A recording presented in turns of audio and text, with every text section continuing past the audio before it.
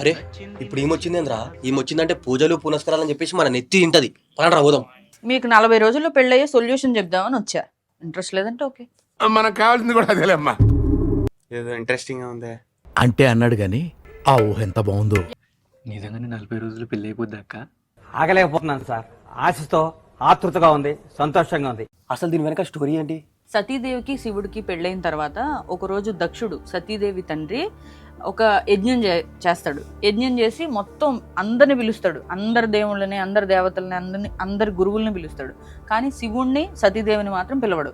అప్పుడు సతీదేవి శివుణ్ణి అడుగుతుంది, మా తండ్రి గారు ఇలా యజ్ఞం చేయడానికి తలపెట్టారు, మనం కూడా వెళ్దాం అంటది. అప్పుడు శివుడు అంటాడు, వద్దు, మనం వెళ్ళకూడదు, పిల్లవని పేరంటానికి వెళ్ళకూడదు అని అంటారు కదా. వెళ్తే ఒక అవమానాన్ని ఎదుర్కోవాల్సి ఉంటుంది, అది నాకు ఇష్టం లేదు సతీ అని చెప్పి శివుడు చాలా ఆపుతాడు. కానీ ఆవిడ ఏం చేస్తుంది, లేదు మా నాన్నగారి యజ్ఞానికి నేను వెళ్లాల్సిందే అని చెప్పి స్టార్ట్ అయ్యి వెళ్తుంది. వెళ్ళిన తర్వాత అక్కడ దక్షుడు అవమానిస్తాడు సతీదేవిని, ఎవరు పిలిచారు నిన్ను అన్నట్టుగా.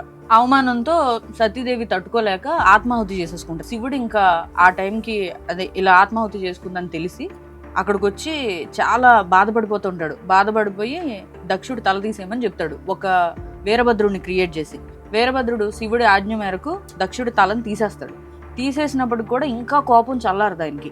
కోపం చల్లారక తాండవం చేస్తూ ఉంటాడు, ఇంకా ఇంకా ఇంకా అని చెప్పి ఆయన కోపాన్ని తగ్గించుకోవడానికి ట్రై చేస్తాడు. కానీ ఎక్కడ కూడా ఆయన కోపం అనేది తగ్గదు.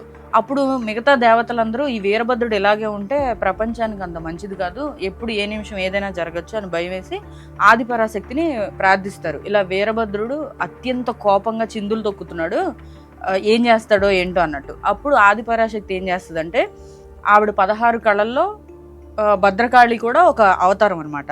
ఆ భద్రకాళి అవతారంలో వీరభద్రుడిని కంట్రోల్ చేయడానికి వచ్చి, నేను ఇప్పుడు ఏదైతే ప్లేస్ చెప్తున్నానో ఆ ప్లేస్ మురమళ్ళ గ్రామం, అది వీరభద్రుడిని కంట్రోల్ చేయడానికి వస్తుంది. అక్కడికి వస్తే వీరభద్రుడు అయినా కూడా పట్టించుకోడు, ఆ కోపంలోనే ఆ ఉద్రేకంలోనే ఉంటాడు తప్ప ఆ భద్రకాళిని పట్టించుకోపోయేసరికి ఆయన ఎలా కంట్రోల్ చేయాలో తెలియక 16 ఏళ్ల కన్నెపిల్ల రూపంలో వస్తే, అప్పుడు వీరభద్రుడు ఆవిడని చూసి కూల్ అయిపోయి పాప రూపంలో వచ్చిన ఆవిడని నన్ను పెళ్లి చేసుకుంటావా అని చెప్పి వీరభద్రుడే కోపం తగ్గించుకొని ఆవిడని వెళ్ళి అడుగుతాడు.